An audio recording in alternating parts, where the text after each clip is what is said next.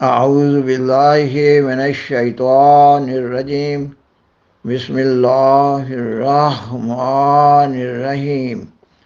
سامعین و ناظرین کرام، السلام علیکم ورحمۃ اللہ وبرکاتہ۔ گزشتہ پروگرام میں سیدنا حضرت محمد صلی اللہ علیہ وآلہ وسلم کے خاندان کے پس منظر میں آپ صلی اللہ علیہ وسلم کے جد امجد حضرت ابراہیم علیہ السلام کا اپنی بیوی حضرت ہاجرہ اور چھوٹے سے بچے حضرت اسماعیل علیہ السلام کو عرب کے علاقہ حجاز کی ایک وادی مکہ میں چھوڑنے کا ذکر کیا جا چکا ہے۔ حضرت ابراہیم علیہ السلام نے اپنی بیوی حضرت ہاجرہ اور چھوٹے سے بچے حضرت اسماعیل علیہ السلام کو وادی مکہ میں چھوڑا اور خود واپس ہو گئے۔ اور یہ بھی ذکر کیا جا چکا ہے کہ اللہ تعالیٰ نے اپنی قدرت سے وہاں پانی کا ایک چشمہ جاری کر دیا۔ آج کے پروگرام میں اس مضمون کو آگے بڑھایا جا رہا ہے۔ خاکسار بیان کرتا ہے کہ غائب سے جو چشمہ ظاہر ہوا وہ چاہے زمزم کے نام سے مشہور ہوا۔ اس وادی مکہ سے کچھ فاصلے پر ایک یمنی قبیلہ آباد تھا۔ اس قبیلہ کا نام جرہم تھا۔ اس قبیلہ کے لوگوں کو جب اس چشمہ کے بارے میں خبر ہوئی تو اس قبیلہ کے سردار نے حضرت ہاجرہ سے چشمہ کے پاس ڈیرا لگانے کی اجازت مانگی۔ اس طرح یہ قبیلہ وادی مکہ میں آباد ہو گیا۔ حضرت ابراہیم علیہ السلام گاہے گاہے اپنی بیوی حضرت ہاجرہ اور اپنے بیٹے حضرت اسماعیل علیہ السلام سے ملنے وادی مکہ میں آیا کرتے تھے۔ جب حضرت اسماعیل علیہ السلام 13 سال کے ہوئے تو حضرت ابراہیم علیہ السلام نے خواب دیکھا کہ وہ حضرت اسماعیل علیہ السلام کو ذبح کر رہے ہیں۔ اس وقت اللہ تعالیٰ کا قرب پانے کے لیے انسانی جان کی قربانی کرنے کا رواج تھا۔ حضرت ابراہیم علیہ السلام نے اپنے اس خواب کا ذکر حضرت اسماعیل علیہ السلام سے کیا۔ اس پر حضرت اسماعیل علیہ السلام نے کہا کہ وہ خدا تعالیٰ کے حکم کی تعمیل میں حاضر ہیں۔ حضرت ابراہیم علیہ السلام قربانی کرنے کے لیے حضرت اسماعیل علیہ السلام کو باہر لے گئے۔ حضرت اسماعیل علیہ السلام نے بڑی خاموشی اور خوشی کے ساتھ اپنی گردن اپنے باپ کے سامنے رکھ دی۔ حضرت ابراہیم علیہ السلام چھری چلانے والے ہی تھے۔ عین اس وقت ایک فرشتہ نے آواز دی کہ اے ابراہیم، تو نے اپنی طرف سے خواب کو پورا کر دیا ہے، اب واقعہ کی یاد میں ایک مینڈا ذبح کر دے۔ سامعین و ناظرین کرام، حضرت ابراہیم علیہ السلام کا اپنی بیوی حضرت ہاجرہ اور بیٹے حضرت اسماعیل علیہ السلام کو وادی غیر ذی زرع میں اکیلے چھوڑ جانا اور پھر قربانی کے لیے تیار ہو جانا ایک عظیم المثال عمل تھا۔ اللہ تعالیٰ نے قرآن مجید کی سورۃ البقرہ کی آیت 125 میں حضرت ابراہیم علیہ السلام کے لیے اس عمل کو ایک آزمائش قرار دیا ہے۔ اس آیت کا اردو ترجمہ یہ ہے کہ اللہ تعالیٰ فرماتا ہے کہ جب ابراہیم کو اس کے رب نے بعض کلمات سے آزمایا اور اس نے ان سب کو پورا کر دیا تو اس نے کہا، میں یقیناً تجھے لوگوں کے لیے ایک عظیم امام بنانے والا ہوں۔ اس نے عرض کی، اور میری ذریت میں سے بھی؟ اس نے کہا، ہاں، مگر ظالموں کو میرا عہد نہیں پہنچے گا۔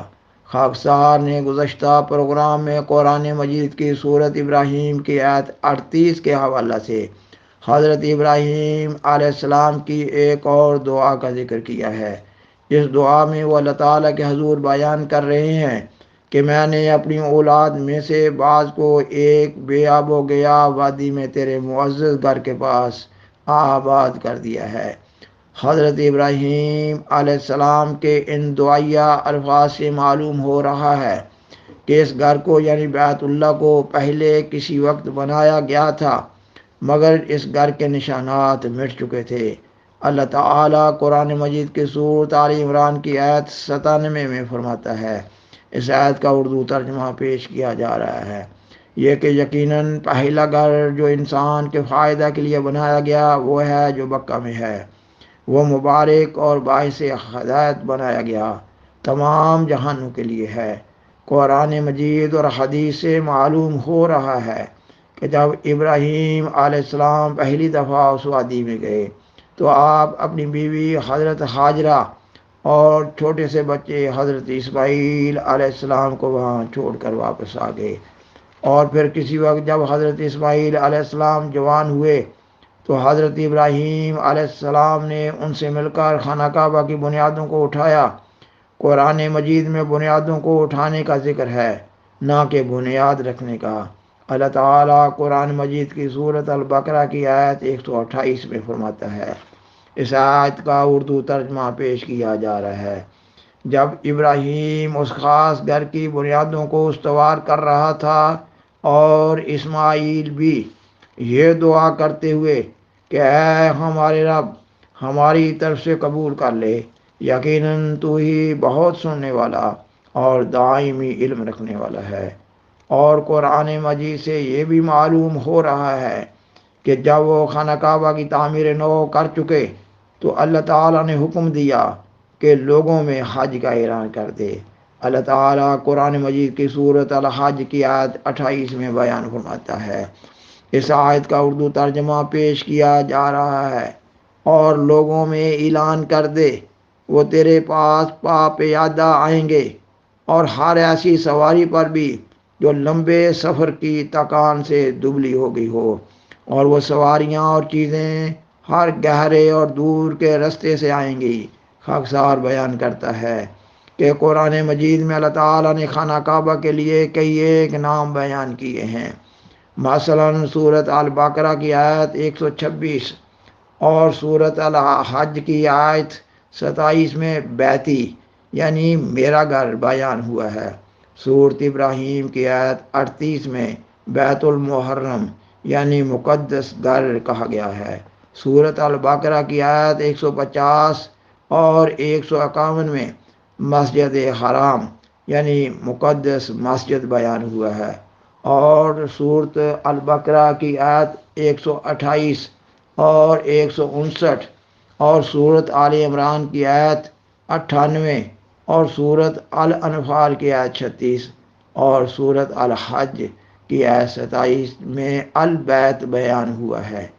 اور سورۃ الحج کی آیت 30 اور 34 میں البیت العتیق یعنی قدیم گھر اور پرانا گھر کہا گیا ہے۔ اور سورۃ الطور کی آیت 5 میں البیت المعمور یعنی آباد گھر بیان ہوا ہے۔ سامعین و ناظرین کرام، حضرت اسماعیل علیہ السلام کی شادی قبیلہ جرہم کے رئیس کی لڑکی سے ہوئی۔ اللہ تعالیٰ نے حضرت اسماعیل علیہ السلام کو 12 بچے عطا فرمائے۔ ان کے بڑے بیٹے کا نام نابت اور چھوٹے بیٹے کا نام کیدار تھا۔ اہل عرب زیادہ تر کیدار کی اولاد میں سے ہیں۔ جب تک حضرت اسماعیل علیہ السلام زندہ رہے وہ خود کعبہ کے متولی رہے، اور پھر حضرت اسماعیل علیہ السلام کے ایک لمبے زمانہ کے بعد قبیلہ خزاعہ نے قبیلہ جرہم پر حملہ کر دیا۔ قبیلہ جرہم کے سردار نے اپنے قومی اموال کو چاہے زمزم میں ڈال کر اوپر سے بند کر دیا، اور پھر یہ لوگ یمن کی طرف ہجرت کر گئے۔ جب قبیلہ خزاعہ کے لوگ مکہ میں داخل ہوئے تو انہیں چاہے زمزم کا کوئی نشان نہ ملا۔ اس قبیلہ کا سردار ایک بت پرست شخص تھا۔ اس نے شام سے چند بت لا کر کعبہ کے آس پاس رکھ دیے۔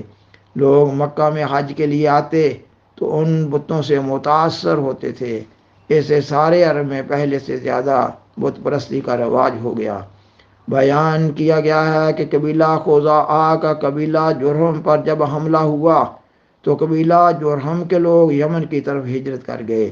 اور پھر 5ویں صدی عیسوی کے نصف کا واقعہ ہے کہ حضرت اسماعیل علیہ السلام کی اولاد میں سے ایک شخص قصی بن کلاب تھا۔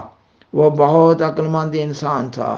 اس نے اپنی نوجوانی کے آغاز میں ہی کعبہ کے لیے اپنے دل میں منصوبہ بندی کی، یہ کہ مکہ کی حکومت اور کعبہ کی تولیت حضرت اسماعیل علیہ السلام کی اولاد کا ورثہ ہے۔ وہ یمن سے مکہ میں آیا اور وہیں رہنے لگا، اور قبیلہ خزاعہ کے سردار سے اچھے تعلقات پیدا کر لیے۔ یہ تعلقات بہت حد تک خوشگوار ہو گئے۔ اور پھر قصی بن کلاب نے قبیلہ خزاعہ کے سردار کی لڑکی سے ہی شادی کر لی۔ قبیلہ خزاعہ کا سردار جب فوت ہونے لگا تو اس نے وصیت کی کہ اس کے بعد کعبہ کی تولیت اس کی اس بیٹی کے سپرد ہو جو قصی کی بیوی ہے۔ اس طرح کعبہ کی تولیت عملاً قصی بن کلاب کے ہاتھ آ گئی، اور ایک لمبے زمانہ کے بعد کعبہ کی تولیت حضرت اسماعیل علیہ السلام کی اولاد کو منتقل ہو گئی۔ سامعین و ناظرین کرام، بالآخر درخواست ہے کہ برائے مہربانی اس پروگرام کو دوسروں سے شیئر کریں اور عذرہ کرم اس چینل کو سبسکرائب کریں۔ جزاکم اللہ تعالی احسن الجزا، وآخر دعوانا ان الحمد للہ رب العالمین، والسلام علیکم ورحمۃ اللہ وبرکاتہ۔ شکریہ۔